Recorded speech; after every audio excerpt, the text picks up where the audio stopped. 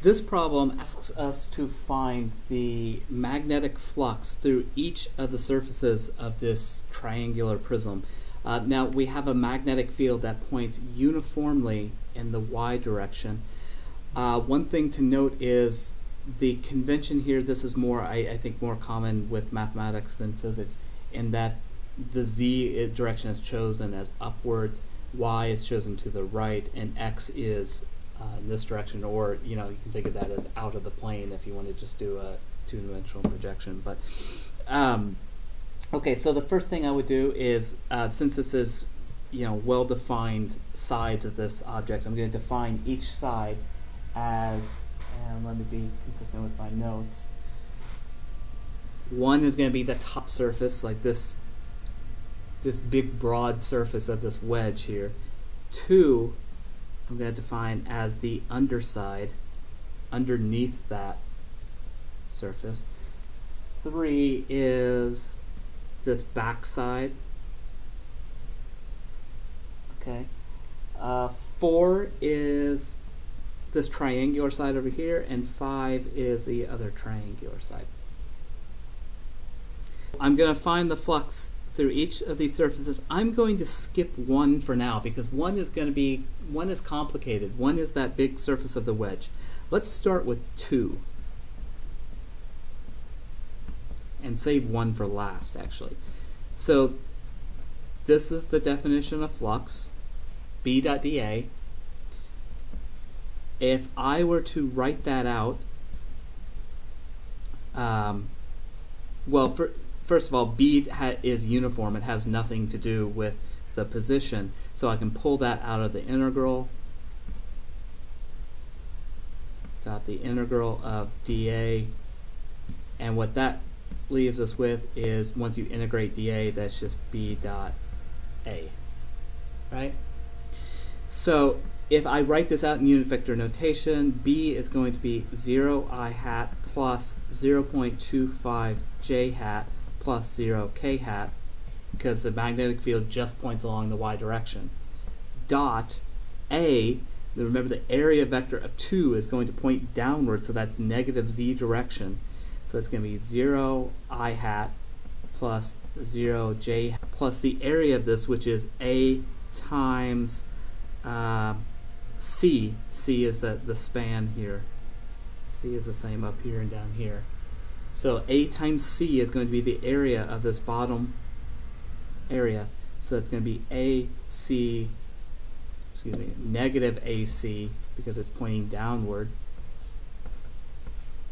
K hat.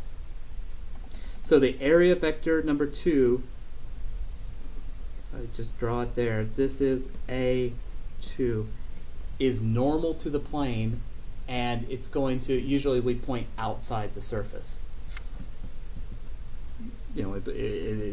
We draw the vector as pointing outside to the surface. So that's why it's negative AC K hat in the negative z direction, with AC being the magnitude.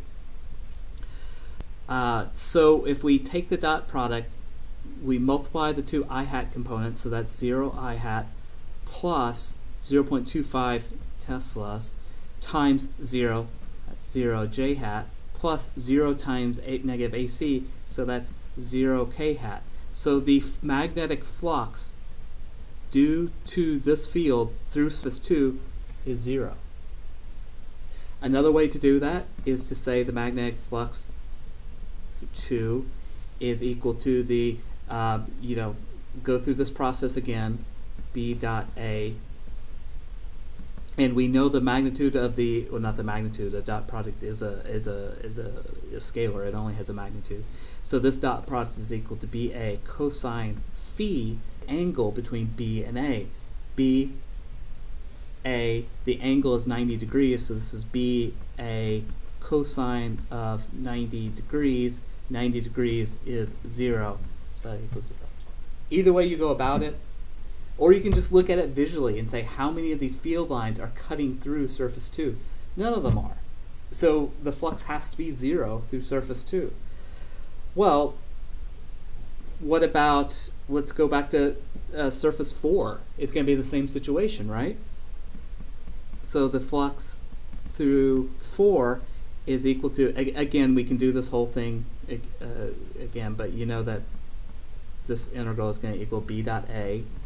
B is 0 I hat plus 0.25 j hat plus 0 k hat times dot product with 4 is now going to be, what is this, 1/2 BA, the area of that triangle,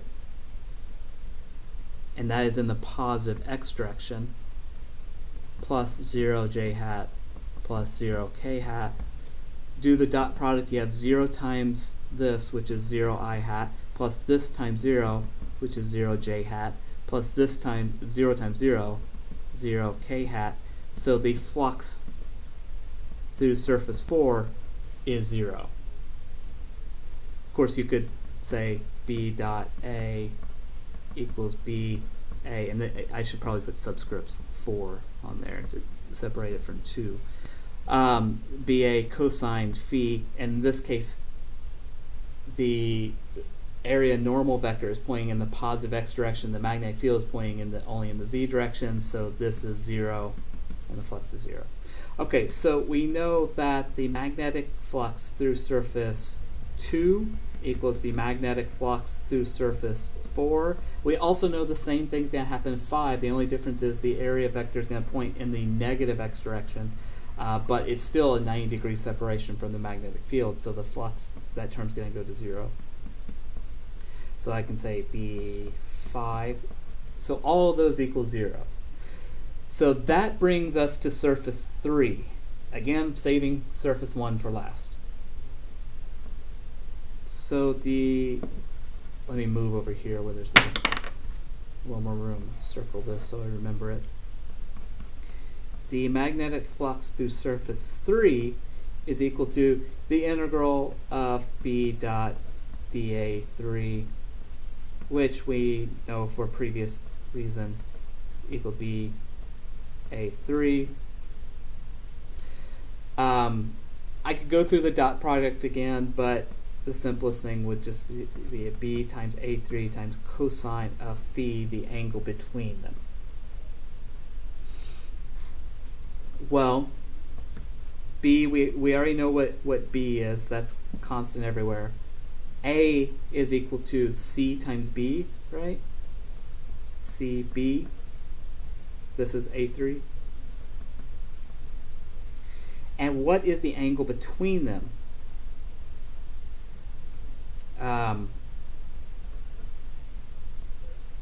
So this is going to point in the negative y direction, right? Because it's pointing out from the interior of this object. And the magnetic field points in the opposite direction. So phi is going to equal 180 degrees, so this will equal -1. So the flux equals negative CB times the magnitude of the field, capital B. So the question now is, we're now back to surface 1. This is the more complicated one. There are 2 ways to go about this.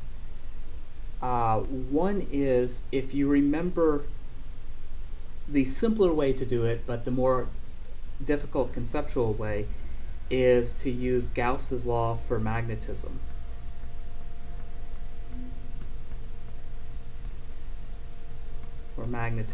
Which says the flux, magnetic flux through any closed surface, the circle means closed, this is a closed surface because all these surfaces add together. I'm sorry, let me restate. Each one of these surfaces is not a closed surface, but when you take them and put them all together, they form a closed surface. So the addition of all of these surfaces of the magnetic field times dA, which is going to be all of these areas together, must equal 0. And what that means is that any magnetic field lines that come in must come out the other side. If you also remember Gauss's law for electric fields, you remember that the integral of the closed surface is b dot dA, which equals the charge enclosed over epsilon naught. But if there's no charge enclosed, if the charge is somehow outside the surface, the electric flux, the total electric flux, is also zero. The difference with magnetism is that there's no such thing as a magnetic monopole, so this is always true, where this is only true for certain circumstances with the electric field. Anyways, I'm rambling. So the integral of all these, this is going to equal b dot dA1 plus integral of b dot dA2 plus the integral of b dot dA3 plus the integral of b dot dA4 plus the integral of b dot dA5, and that will equal 0. Well, we know from the very beginning that 2, 4, and 5 are 0 anyways. And of course I can see these integrals, so b a1 b dot dA1 plus b dot, I shouldn't have said d there, I've already integrated, a3 equals 0. Well, we know that we know what the flux through surface 3 is. We know it's negative CB, so that means the flux through surface 1 must equal positive CB times magnetic field. Because these two are the only surfaces that contribute to the flux, so one must be the negative of the other. Or we could do it the way that's more difficult, but it's a little easier conceptually, which is just the way we did everything else. Flux from the magnetic field through surface 1 is equal to the integral of b dot dA1, which is just b dot A1, which is just b a cosine phi. Now the area we can find simply enough. That's c times d. This leg times that leg. It's a rectangle. Phi is going to be a little more difficult. If I look edge on to this triangular prism here, this is just going to be a little geometry. We know b is in the positive y direction. So I'm drawing this side 5, I guess, of the side 5 of the triangular prism. So the area vector A5 is going to point like that. We could also draw it here. That makes a little more sense. So this angle phi is what we're after. We're looking at the angle between A5 and B.